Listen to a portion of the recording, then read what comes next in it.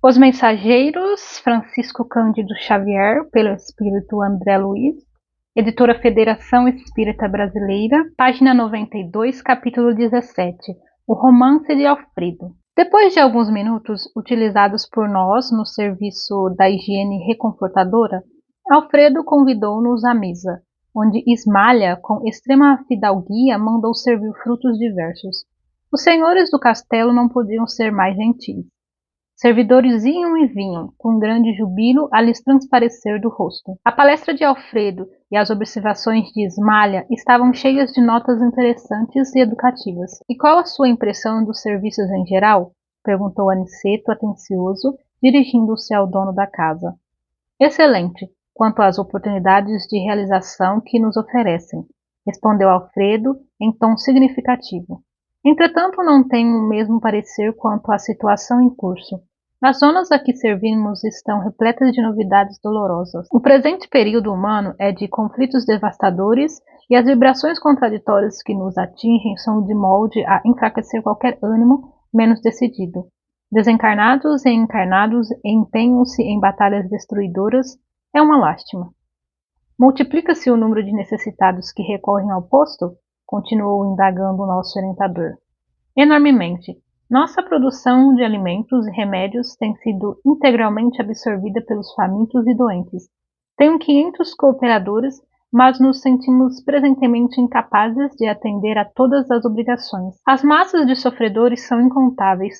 Noutro tempo, nossa paisagem se mantinha sem sombras durante muitas semanas, mas agora, nesse instante, Ismalha pediu licença para dirigir-se ao interior, e como Alfredo fixasse os olhos nos meus, aventurei-me a considerar. Ainda bem que tendes uma abnegada companheira ao vosso lado. Ele e Aniceto sorriram, quase a um só tempo, falando-nos o administrador. Ah, meus amigos, por enquanto não tenho essa felicidade em caráter definitivo. Minha esposa e eu temos o divino compromisso da união eterna, mas ainda não lhe mereço a presença contínua. Ela é a bondade celeste e eu a realidade humana. Depois de pequena pausa, prosseguiu com gentileza. Aniceto conhece-nos a história. Vocês, porém, a ignoram. Sentir-me-ei, portanto, contente em relatar algumas lembranças com benefício duplo. Aliviarei o coração uma vez mais, contando minhas faltas, e vocês dois, que talvez tenham em breve novos serviços na terra, aproveitarão, por certo, alguma coisa das minhas experiências. Ismalha e eu guardávamos um escrínio de felicidade no mundo. No entanto, os salteadores perversos espreitavam-nos a aventura. Minha responsabilidade era enorme no campo dos negócios materiais, e longe de compreender as obrigações sublimes de esposo e pai, não procurava atender aos deveres justos para com o lar e os 2 filhinhos, que Deus me enviara ao círculo doméstico. Ismalha, porém, era a providência de nossa casa. Esqueci-me, contudo, de que a virtude, a qualquer tempo, será atormentada pelo vício, e minha nobre companheira foi vítima da maldade de um amigo desleal, com quem tinha eu inúmeros interesses em comum, no campo monetário. Minha esposa sofreu em silêncio a perseguição dele por alguns anos consecutivos, e quando meu desventurado sócio verificou a inutilidade da atitude criminosa, em franco desespero buscou envenenar-me o espírito desprevenido. Começou por advertir-me quanto ao procedimento dela, atordoou-me envolvendo-a em acusações descabidas, subornou criados domésticos e colocou espiões que seguissem minha querida Ismalha nas tarefas de esposa e mãe. Esse homem exercia profunda influência sobre mim, e atendendo aos laços que nos uniam, minha companheira jamais se sentiu com bastante coragem para denunciá-lo. Enquanto dava ouvidos à calúnia, fora do meu círculo doméstico, tornara-me intolerável dentro dele. Não sabia contemplar minha esposa com a despreocupação e a confiança absoluta de outra época. Via o mal nos seus mínimos gestos e queria descobrir segundas intenções nas suas frases mais inocentes. Cheguei a acusá-la veladamente. Ismara chorou e calou-se. Por fim, nosso infeliz perseguidor subornou um homem de baixa condição que permaneceu, certa noite, ao lado de nossos aposentos particulares, como vulgar ladrão, às ocultas, sendo eu convocada à prova máxima. Penetrei no quarto em extremo desespero e acusei em voz alta ao ver a companheira profundamente tranquila. Ismaila levantou-se, receosa da minha saúde mental, mas não lhe atendi os rogos, procurando como louco o conspurcador da minha honra. Abri violentamente grande armário antigo, vasculhando o quarto. Nesse instante, o vulto de um homem esgueirou-se na sombra do aposento próximo, e antes que eu pudesse agarrá-lo no meu ódio infrene, saltou à janela, alcançando o pomar de nossa casa. Corri desesperado, detonando balas a esmo, mas nada consegui. Regressei ao quarto e, para o cúmulo da calúnia odiosa, o desconhecido deixara atrás de si um chapéu novo, rigorosamente moderno, para que se acentuassem meus sentimentos terríveis.